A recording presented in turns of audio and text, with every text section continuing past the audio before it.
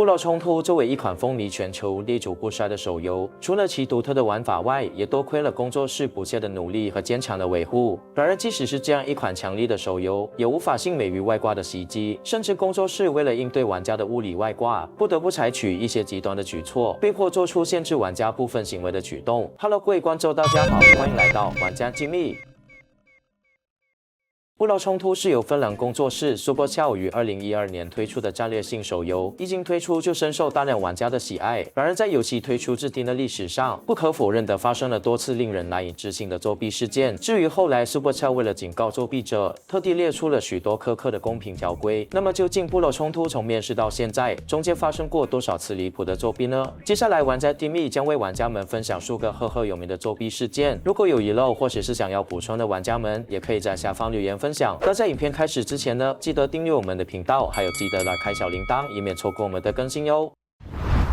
在部落冲突刚推出时，因其独特的玩法和免费下载的因素，很快就在游戏圈掀起一股热潮，受到了大量玩家的青睐，纷纷沉迷于建立自己的部落，与好友一同攻击其他部落，提高部落的名声和掠夺资源，亦或是竞争积分，证明自己才是部落中的强者。因此，奖杯积分就成为了玩家的追求，大家都想打上高分，以此证明自己的强悍。而在这片热情的背后，一个名字突然传遍整个部落冲突社群——后黑曜。对早期游玩的老玩家来说，肯定对这个名字不陌生，因为他可说是前期玩家们最崇拜的对象。第一位透过4000奖杯积分超越所有玩家登顶的传奇高玩，成为了部落冲突社群中口口相传的红人，并且在6个月的时间以来称霸顶端部落。然而，这个传奇的背后却隐藏着一个惊人的秘密。接下来，为了方便大家理解，会将后黑曜称为 Joy。随着玩家对他的深入追查，一个不可思议的发现浮出水面：他竟然使用了不可告人的手段来维持自己的排名。在部落冲突中，排名积分是透过攻防来计算得失，玩家可以透过攻打他人的部落掠夺资源和积分，而防守方会根据攻击方的摧毁度和星星而损失不同程度的积分。成功防守还能获得额外的积分，但是在游戏中，防守往往比进攻更为困难。在平等的情况下，能打出100%摧毁度的玩家数不胜数，而成功防守让摧毁度低于50%以下的却是寥寥无几。所以 Joy 为了守住第1名的排名，除了要不断攻击别人的部落获取积分，还要防止自己被攻击。而唯一可以阻止敌人攻击的方法只有2种：一是保持在线，那么他的部落就不会被其他玩家搜索到，那就不会受到攻击；二是使用盾牌保护部落。有工作的 Joy 当然不会选择第一种方法，于是在下线前总会购买足够的时间保护部落。但是这样做对钱包非常的很不友好，尽管第1名能免费获得5万宝石的奖励，但是这些根本不够他使用，因此他每周至少会花费$250购买游戏中的宝石。当他在排行榜中占据主导地位上个月后，已经在游戏中投入了$3000，钱几乎快用完了。他曾担心自己无法跟上更富有的竞争对手，有过想退出的念头。经过一段漫长的苦思后，他突然发现了游戏中的漏洞。为了保持自己的第1名，于是他开始走上了歪路。那便是与部落中的玩家串通，让对方攻打自己的部落。一旦达成1颗星或是50%摧毁度时，对方就会故意放弃，如此 Joy 就能最小化损失积分，同时免费获得一个12小时的保护盾牌，这样他才会安心下线上班。然而这样做需要花费数个小时匹配，因为玩家只能通过随机寻找接近积分的对手，网友不可能每天早起帮他获得盾牌，所以最后 Joy 只能借用其他成员的账户自己攻打自己的部落。为此，他还要让这些账号保持相近的积分，每天同时玩多达5个账号。本来这个做法还没被工作室发现，但有些有心的玩家在得知 Joy 的方法后，就利用他的方法开启胜利交易的玩法。运作就是 A 付金钱给 B， 然后 B 就要搜索 A 的部落，故意在排名赛中输掉比赛，让 A 获得奖杯的积分，或是和 Joy 一样获得免费的盾牌。不久 Supercell 就发现了胜利交易的作弊，于是为了停止这种另类的作弊，就宣布触犯者将会面临2个赛季经历的严厉惩罚，这才让胜利交易不再猖狂。本以为工作室的阻止能让 Joy 消停，可没想到他很快又想到了另一个漏洞，那就是成为甘地，一天24小时让游戏保持在线。为此，他在洗澡时也带着包着塑料袋的 iPad 进去，让游戏一直处于活动的状态。除了 Joy， 也有不少的玩家使用了这个方法，并且使用的方法也非常的新奇，像是使用能触屏的物品，机器人不断的点击屏幕。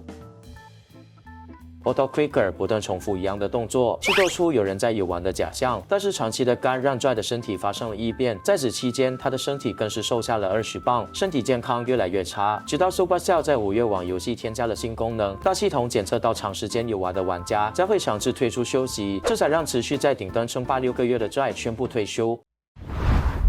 除了上面的物理开挂之外，游戏也遭遇过第三方软件的黑手。就在作弊的事件逐渐淡出玩家的记忆时，忽然出现一个名为 Xmod 的第三方软体，它可以说是部落冲突最强大和万能的作弊软件。它提供了一些额外的功能和修改，如让玩家修改游戏中的游戏资源、金币、圣水、黑水等资源，以获得更多的游戏优势。可携带的兵超过上限。在2015年时，有位叫 Obedcon 的玩家就携带了无限巨人攻打别人的部落，如此大胆的行为很快就引起了玩家们的讨论。除此之外，还能显示对手基地布局隐藏的陷阱，所以当时很多的部落战都靠着 Xmod 打出了几乎满星，甚至可以使用自动点击，在同一时间放置多方位的兵种和快速投下药水，几乎是人类无法做到的速度。直到在2016年时 ，Supercell 终于注意到了 Xmod 的存在，开始重击打击使用 Xmod 的玩家，永久封存账号，才抢到了玩家对 Xmod 的依赖。反而聪明的玩家总是能找到各种各样的漏洞作弊。有位玩家在部落战攻打别人的部落时，他发现在进攻准备的30秒期间，只要开启飞行模式，那么这次的进攻就不算数。由于部落战玩家能进攻的次数有限，所以每次的进攻都异常的珍贵。用了这个方法，就可以随意从任何的位置进攻，探测出什么地方没有陷阱，城堡里有什么增援部队，哪个方向进攻更容易获得3星，直到有把握后再正式进攻。后来工作室发现这个问题后，就加紧修复。一旦玩家进入部落战之后，不论是什么样的理由退出，都将被视为投降。虽然 Supercell 在过去几年里不断打击胜利交易，但始终无法彻底根除这种作弊行为，因此他们决定对游戏进行彻底改革。现在传奇杯玩家每轮只有8次进攻的机会，不论是进攻还是放弃，都会消耗1次进攻机会。这样的设计避免了以前的多打或者刷分的方法，也让玩家无法轻易实施假打。自从有了新的传奇杯机制后，胜利交易明显已经行不通了。然而，就算 Supercell 一直不断的修复漏洞和打击作弊，还是无法及时应对花样百出的玩家。在2019年时，突然有2位叫 Stephanie 和 Mustafa 的玩家出现在前100名的排行榜上。不止如此，2人名字出现的次数也不在少数，引起了玩家的不满。有些则是在频繁对上同一个名字的对手后感到了困惑，发文询问网友知不知道他是谁。甚至最巅峰的时候，他的名字在前10中出现了9次。越来越多的玩家注意到这个怪异的现象，开始在社区互相询问，结果却问出了一个惊人的秘密。原来排行榜会发现这些怪异的现象，是一对想要引起关注的夫妇使用了蝙蝠侠的超能力，诱导前100名玩家将游戏中的名字改成他们的名字。这时就有玩家好奇，他们究竟给了多少钱才能打动这些高玩愿意改名。 How much these people were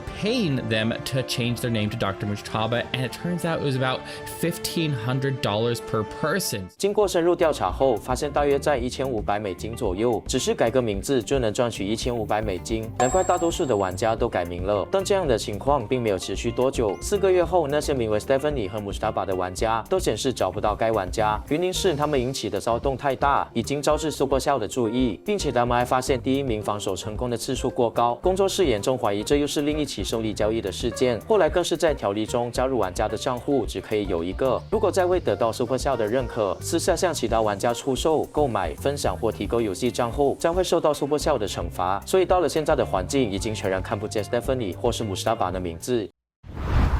虽然部落冲突在这10多年来期间出现了多多少少的作弊事件，其中有现实物理开挂的、找漏洞用身体开挂、第三方软件、金钱力量等等 ，Supercell 都很及时的解决这些问题，将游戏环境改得越来越好，这才让游戏能持续运行多年。比起其他武器玩家诉苦，让游戏环境一直处在恶劣环境，应该多向 Supercell 学习。不知道玩家们对此有着什么样的看法呢？不妨在下方留言分享。现在只需1元加入我们的 Patreon，每个月都有游戏相关的 giveaway 哦。这里是玩家机密，我们下部影片见。